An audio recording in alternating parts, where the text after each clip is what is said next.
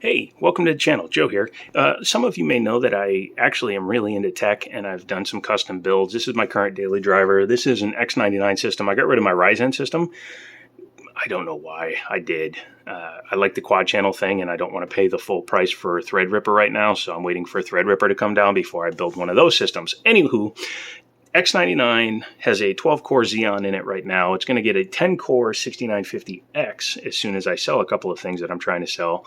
But right now, it's just rocking the Xeon, which is perfectly fine. I have the BIOS update hack done to it, so it can overclock to 3 gigs all-core, which is plenty for the gaming I do.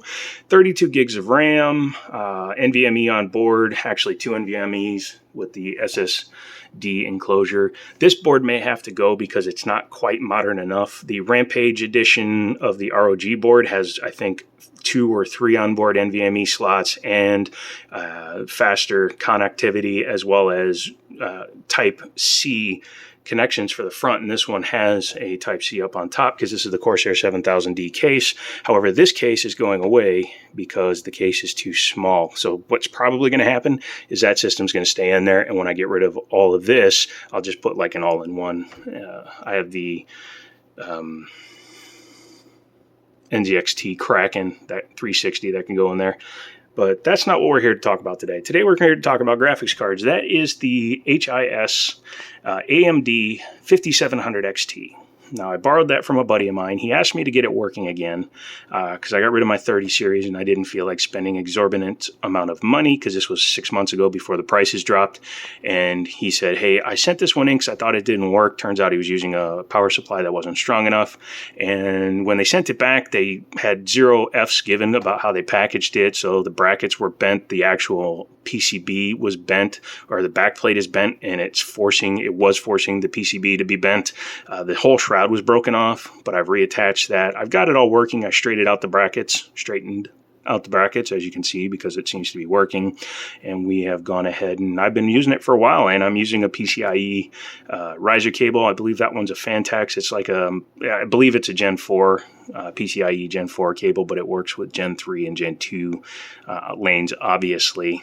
And of course, it's water cooled because water cooling on a lot of things makes better sense. But that's kind of what's leading us into today, and that is the fact that I'm putting this in there. This is the AMD Radeon RX 6900 XT, one step down from the top of the line. Obviously, there's the 6950. This is the 6900, but it is the ASUS TUF gaming version of it. 16 gigs of DRAM, VRAM, blah, blah, blah, RAM. My brain stopped.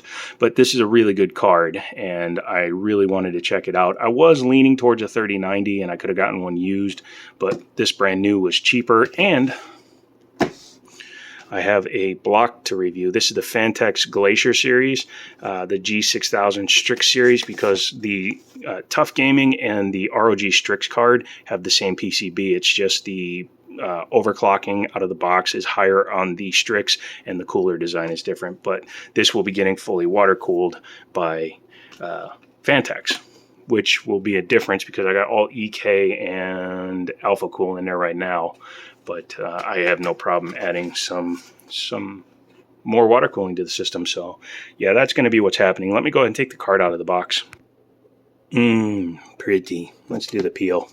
See if we can do it one-handed.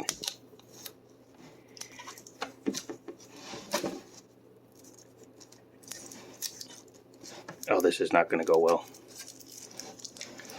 Yeah, that's a peel fail. It's not ASMR. I'm just whispering. Yeah. Oh God. Yeah, no, that's bad. Oh, come on. We'll be back because this is going horrible. Yeah, sorry about that failed peel, but here we go. This thing is a beefy little guy. And by little guy, I mean full-on 3-ass slot card. So that'll be interesting because the vertically mounted spot on the Corsair 7000D is a 3-slot arrangement, but just for a size example. So this is the 6900 XT. I really like the very beefy aluminum cover, and this is the guy that you are. So here's an old 5450. So you can You can see that there, and yeah, that's got a little bit of the girth.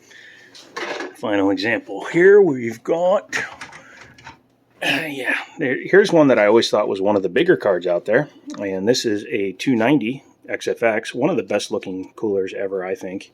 No backplate though, but it looks really sexy. But as you can see, still not a chunkster like this guy. This guy's a chunkster. You can see the length is almost the same though. That's pretty cool.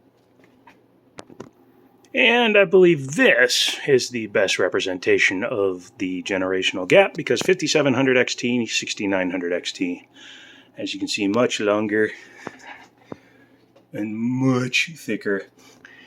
And this is an AIB partner, that's an AIB partner, so it's mapples to drapples, and it's a pretty noticeable size, beefy difference.